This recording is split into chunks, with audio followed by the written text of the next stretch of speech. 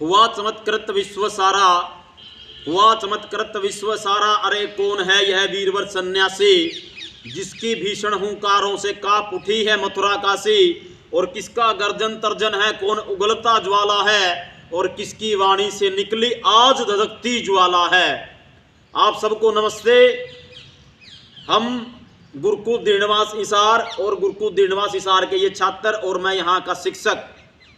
आज 12 फरवरी है।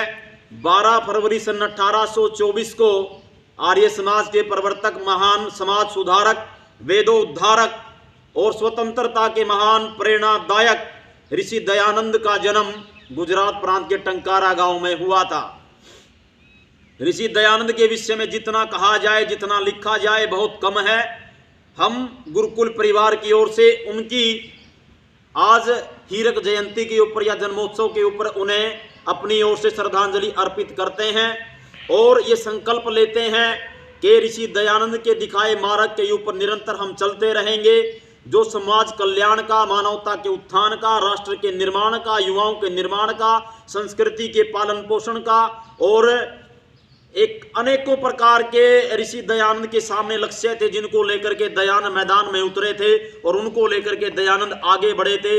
उनके दिखाए मार्ग के ऊपर निरंतर हम चलते रहेंगे।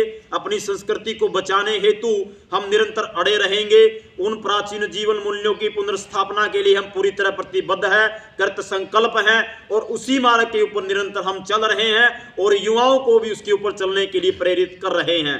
हमें गर्व है आर्य समाज के ऊपर, हमें गर्व है ऋषि दयानंद के ऊपर, हमें गर्व है हमारी संस्कृति के ऊपर, हमें गर्व है अपनी परंपराओं के ऊपर और हमें गर्व है इस राष्ट्र के ऊपर जिसके प्रांगण में, जिसके आंगन में ऐसे ऐसी महान विभूतियों का जन्म हुआ। ऋषि दयानंद अपने आप में बड़े विरले थे। पूरी दुनिया एक और है और ऋषि दयानंद एक और है।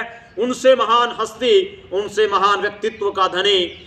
वैसे तो समाज सुधारक अनेक व्यक्ति हुए हैं, परंतु ऋषि दयानंद उस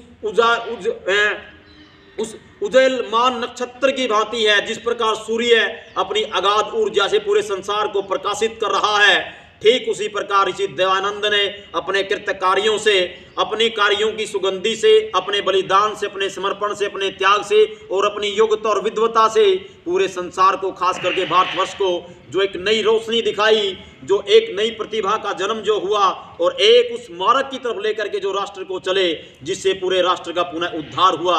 और ऋषि दयानंद को जो है आधार मान करके, उनसे प्रेरणा पा करके हजारों हजारों लाखों लाख नवयुवक उस समय आजादी के आंदोलन में कूद पड़े और राष्ट्र देखते देखते स्वतंत्र हो गया।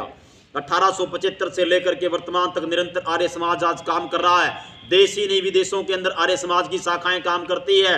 गर्व करिए आर्य समाज के ऊपर। और आर्य समाज सदैव से राष्ट्र का प्रहरी रहा है। आर्य समाज ने आगे बढ़कर के सदैव, चाहे वो धार्मिक आंदोलन रहा हो, राजनीति से आंदोलन रहा हो या किसी भी प्रकार का रहा हो, सामाजिक कुरीतियों के विरुद्ध लड़ने की बात रही हो, अंधविश्वास और पाखंड को धूल में मिलाने की बात रही हो, एक ईश्वर की स्थापना की बात रही हो, शुद्ध वैज्ञानिक प्रक्रिया चाहे वो किसी भी प्रकार में हो, उनको लेकर के सदैव आर्य समाज आगे बढ़ा है। और ऋषियों की परंपराओं को, ऋषियों की भारतवर्ष की गौरवीय ख्याति को सदैव आर्य समाज ने सहेज करके रखने का कार्य किया है। बोलिए महर्षि दयानंद की जय, महर्षि दयानंद की जय, भारत माता की जय। आप सबको नमस्ते। देखते रहिए गुरुकुल दीनवास। ओम।